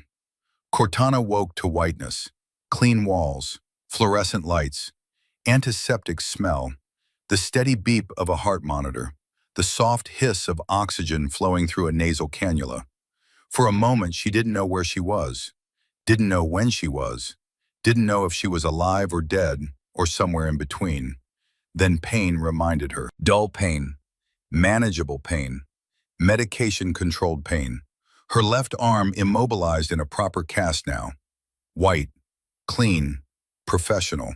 Her ribs wrapped in proper bandages, medical grade, hospital quality. She was alive, impossibly, miraculously, stubbornly alive. A chair scraped beside her bed. She turned her head slowly, carefully, testing her range of motion. Garrison Blackwood sat there, his uniform rumpled, dark circles under his eyes like bruises, unshaven, exhausted. He looked like he had aged 10 years in 2 days, like the weight of command had finally become visible on his face. Welcome back, he said quietly, his voice rough, unused. How do you feel? Cortana's throat was dry, desert dry. She swallowed, tried to speak. Her voice came out as a rasp, like I got hit by a mountain. Because I did. How long? 48 hours. You've been in and out. Surgery went well. Doctors say you'll make a full recovery, eventually. 6 months minimum, probably longer. But you'll be fine. You'll heal. She closed her eyes briefly, absorbed that. 6 months, half a year, an eternity in military time. Good. Then I can get back out there, back to work. Blackwood actually laughed, short, bitter, exhausted. Like hell you will. You're grounded for at least 8 months, probably longer. Doctor's orders, command orders, my orders. You're done, Thorne. For now, you're done. Cortana opened her eyes, met his gaze, saw the exhaustion there, the relief, the lingering fear. Cardinal, she said, the traitor. We can't wait 8 months. They'll disappear. They'll run. We'll lose them. Blackwood leaned forward, his elbows on his knees. I know. We've been working it. Counterintelligence has been investigating. They think they're close. They think they know who it is. She studied his face, saw the doubt there. You don't sound convinced. I'm not. Blackwood rubbed his face, exhaustion evident. Whoever Cardinal is, they're careful, smart, covered their tracks well. They've been doing this for months, maybe longer. This wasn't their first betrayal, just their biggest. Then we need to smoke them out, Force them to reveal themselves. Set a trap. You're in no condition. I'm in the only condition that matters, Cortana interrupted, her voice gaining strength. I'm alive, and I'm the only person who's been inside enemy territory recently, who's heard their communications, who knows how they operate, who they are, how they think. She struggled to sit up. Pain lanced through her ribs, sharp, intense. She ignored it, pushed through it, sat upright despite the protest from her body. Sir, they tried to kill me. They tried to kill my team. They tried to kill you. And they're planning to do it again. We can't wait for counter intel to find them. We need to make them reveal themselves. And I know how. Blackwood studied her face, saw the determination there, the absolute refusal to quit, the same quality that had kept her alive on that mountain, the same quality that made her special. What do you propose? We leak information, false information, about me, about my condition, about what I know, about what I remember. We make them think I'm a threat, that I can identify them, that I have evidence, and we wait for them to make a move. It's risky. Everything is risky, sir, but sitting here waiting for Cardinal to strike again, that's worse. That's letting them win. Blackwood was quiet for a long moment. Then slowly, he nodded. All right, we'll do it your way, but you're not going alone. That's not negotiable. I don't need, you're not going alone, Blackwood repeated firmly. That's final. Cortana met his eyes, saw the fear there, the concern, the unwillingness to risk losing her again. Yes, sir. 72 hours later, word leaked through carefully controlled unofficial channels. Chief Warrant Officer Cortana Thorne had survived her injuries, was recovering at the base, had intelligence about Taliban operations, and possibly about the security breach. High-value information, dangerous information. They waited, watched, set the trap. And on the fourth day, someone took the bait. Lieutenant Dalton Hayes, 45 years old, 15 years in the Navy SEALs, decorated, trusted, respected. A man with an impeccable record and a sick daughter who needed treatments his military pay couldn't cover. Counterintelligence had been watching him for days, monitoring his communications, tracking his movements. And when he made an encrypted call to an unknown number 48 hours after the leak, they were ready, recording, tracing, gathering evidence. They arrested him quietly, no drama, no announcement, just two MPs appearing at his quarters with handcuffs and a warrant and orders that couldn't be questioned. In the interrogation room, Hayes sat with his head in his hands, broken, destroyed, a man who had betrayed everything and gained nothing. Blackwood stood across from him, silent, waiting, letting the silence do the work. My daughter, Hayes said finally, his voice cracked, shattered. She's 12. She has leukemia, acute lymphoblastic leukemia. The treatments, they're experimental. Insurance won't cover them. I was drowning in medical bills, drowning in debt. I didn't know what to do. So you sold us out, Blackwood said quietly. No anger, just statement, just fact. They offered money, a lot of money, $500,000, more than I'd make in 10 years. They said it was just information, just intel. They said no one would get hurt. They promised. But people did get hurt, Dalton. Good people. My people. Chief Thorne almost died because of you. Hayes looked up, tears streaming down his face. I know. God help me, I know. And I'll live with that forever. But my daughter, she's alive. The treatments are working. She's going to live. She's going to have a future. And what about Cortana's future? What about the future of the men who died because of your betrayal? Hayes had no answer, just closed his eyes, accepted his guilt, accepted his fate. Blackwood leaned forward, his voice cold. Here's what's going to happen. You're going to tell us everything, every contact, every piece of information you passed, every communication, every meeting, every detail. You're going to help us roll up the entire network, and then you're going to spend the rest of your life in Leavenworth. Hayes nodded slowly, understanding, accepting. And my daughter? She'll get her treatments. Blackwood's voice softened slightly. Just slightly. I'll make sure of it. I'm not going to punish a child for her father's crimes. She'll live. But you? You're done. You're finished. You'll never wear the uniform again. You'll never be trusted again. You'll never be whole again. I understand. Do you? Blackwood asked. Do you understand what you've done?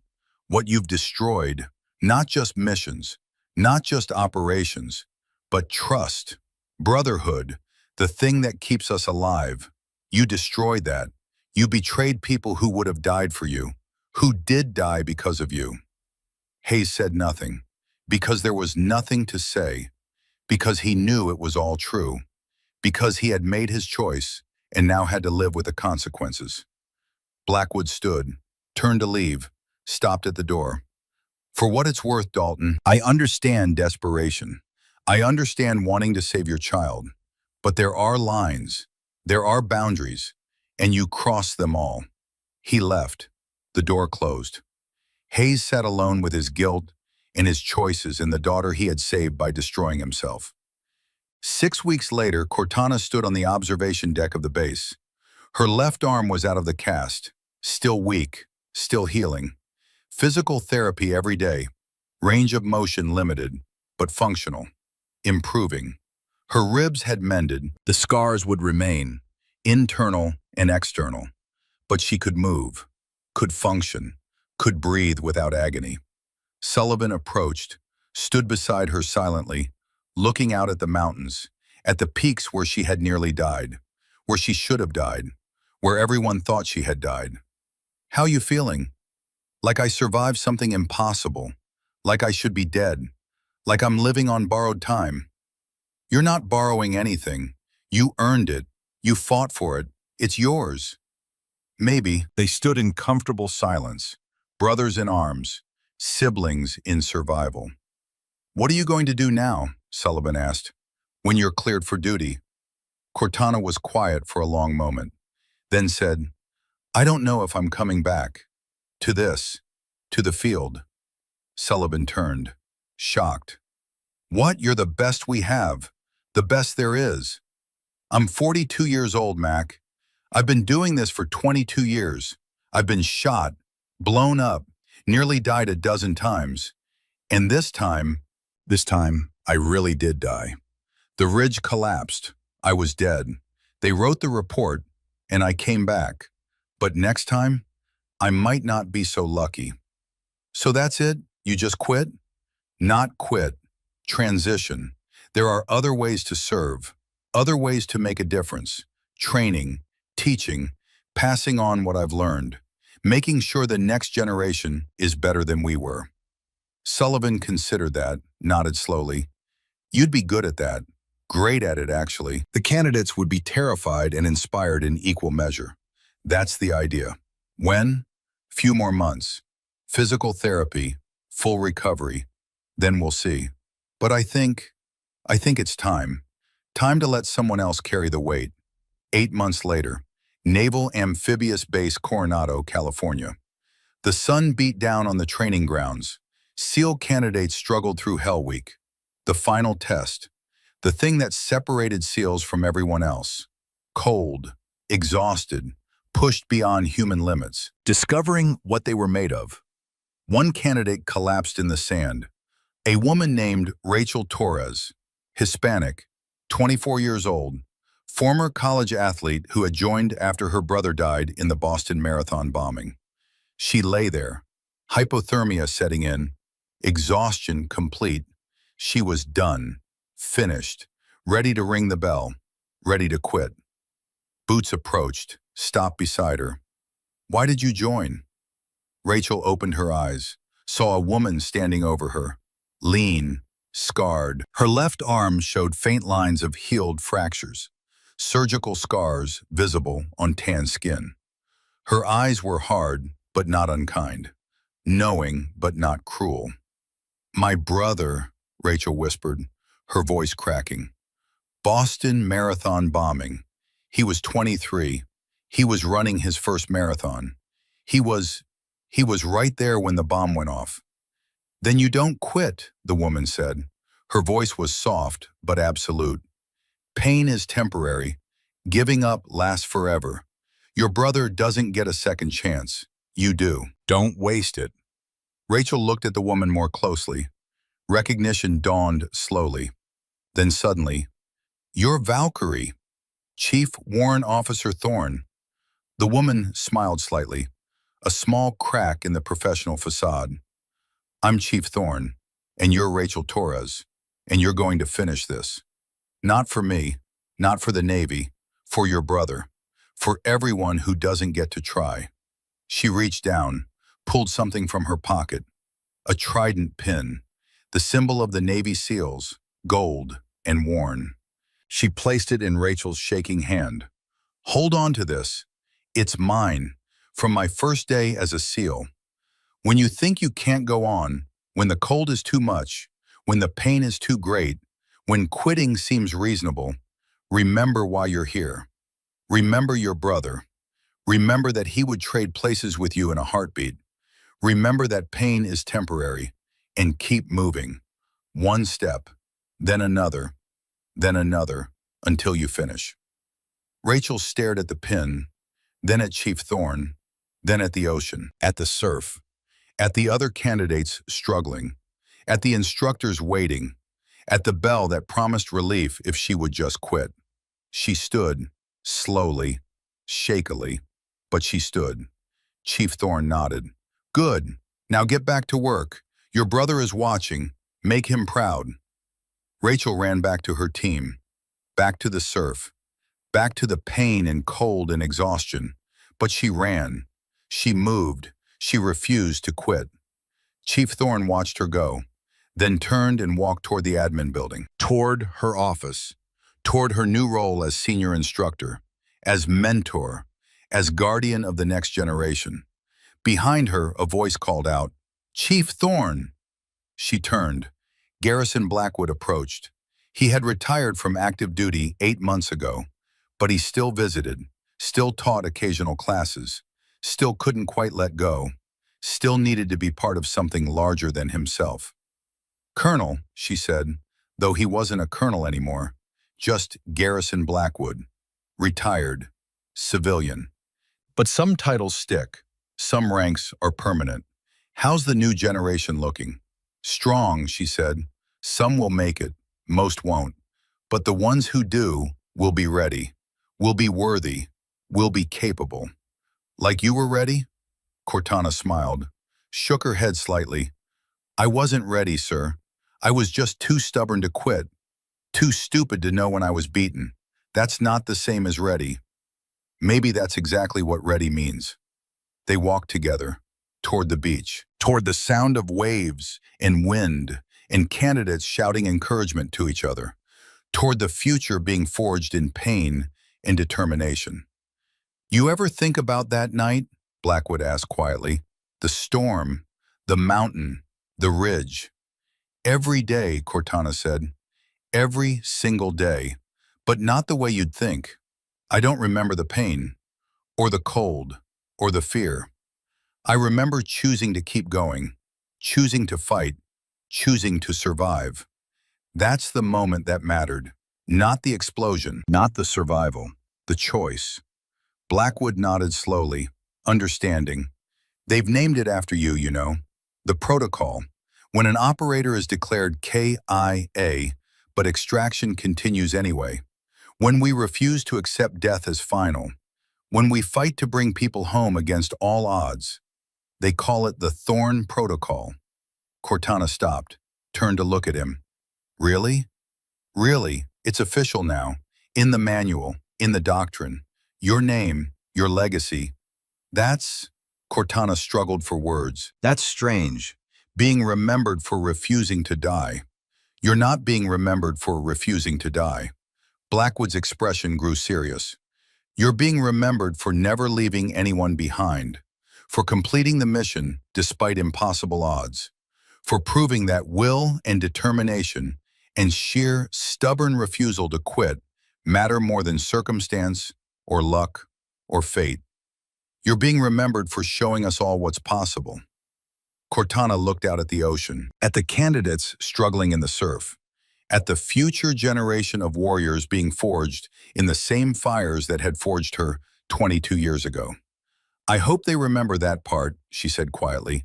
Not just that I survived, not just that I'm some legend or ghost story, but why I fought to survive, why I refused to quit, why I kept moving when everything said stop.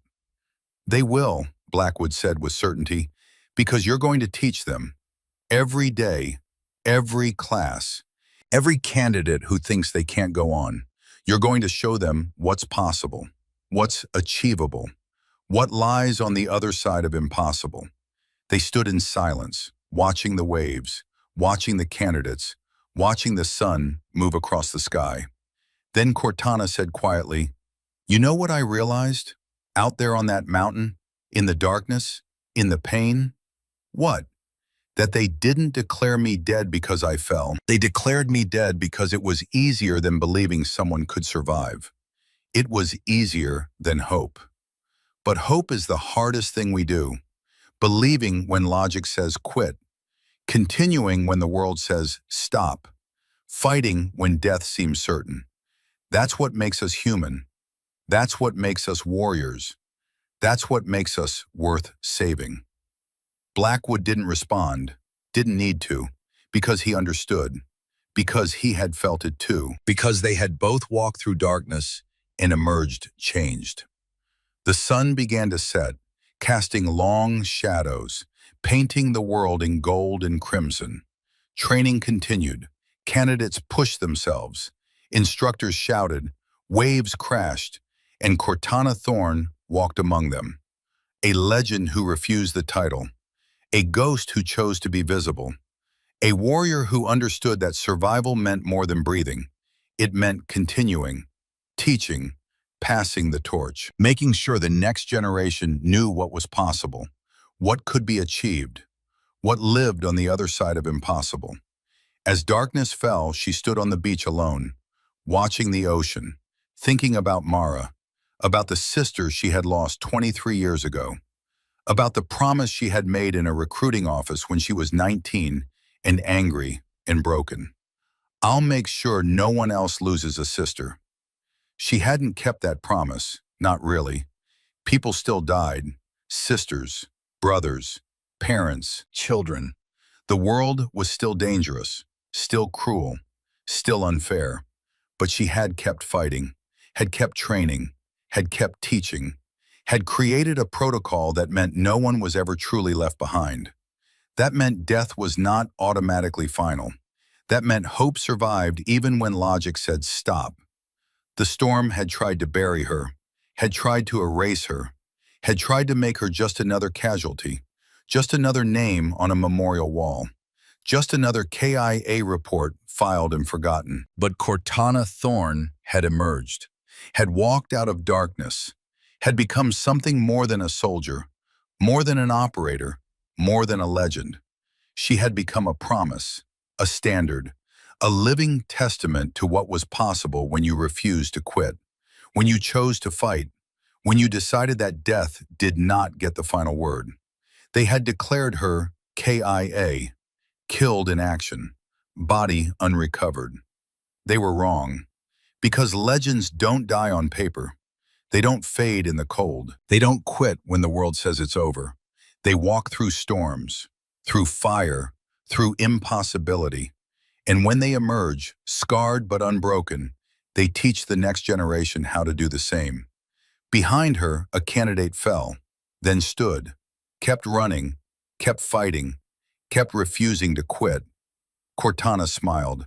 Good, she thought. Keep going. Don't quit. Never quit. Choose to fight. Choose to survive. Choose to be impossible. The waves rolled in. The stars emerged, and the legend continued. Not as a story, but as a standard, as a protocol, as a promise. The Thorn Protocol. Never leave anyone behind. Never accept defeat. Never stop walking home, even when the world declares you dead, especially then.